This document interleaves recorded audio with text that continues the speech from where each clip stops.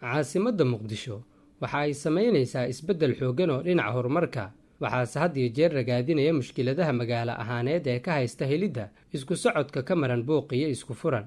halka cidhiidhiga ka jira dhexdeeda uu iska noqday mid joogto ah, haddana waxaa jira dhibaatooyin kale oo xilliyada qaar soo ifbaxa. roobabka mahiigaanka ee biyaha dhiga inta badan laamiyada caasimadda waa mid ka mid ah muuqaal ay waayo arag ku noqdeen dadweynaha oo ay ku adag tahay inay suuraystaan jiritaan la'aantiisa. balse hadda waxaa muuqanaysa dadaallo kooban oo loogu diyaargaroobayo inaysan mar kale bulshadu ku dhibtoon marista waddooyinka muhiimka ah ee muqdisho.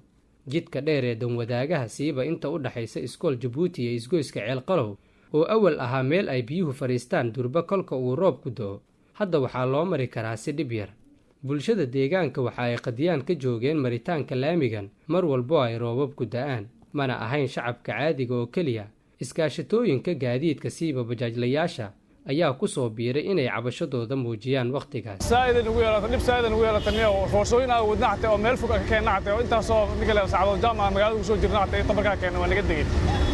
marka waxaan rabnaa in ninka la yiraahdo gaar loo fiiriyo wadadan biyaha laga waxeeyo, wadada loo furo war tacgeeda biyaha inay aadaan warka carraaga gooyday in loo furo rabnaa si uu dhaqsaado badan.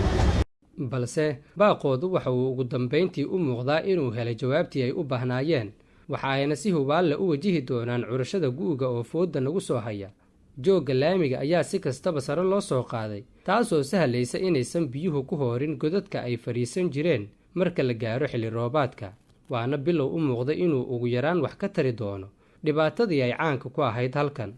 dayactirka dhismaha laamigan keliya maanu dhib ku ahayn gaadiidka dadweynaha, waxa uu sidoo kale jameecada masjidka ku soo jeeda uu u diidi jiray inay u gudbaan. dhibaatada caafimaad ee ka dhalan jiray biyaha sida kaneecada ayaa sidoo kale xusid mudan inay ku xanuunsan jireen dadka jaarka la ah waddada.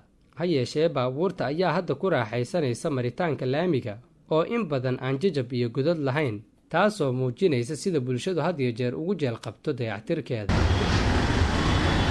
waddadan waxay u eg tahay mid u shaqaynaysa si caadi ah oo ay baabuurtu u adeegsanayaan si kalsooni leh oo qurux badan, balse waxaa jira cabsi ah in waddadan aysan marnaba sii noqon doonin sida ay hadda ay tahay marka ay roobabku ka curtaan.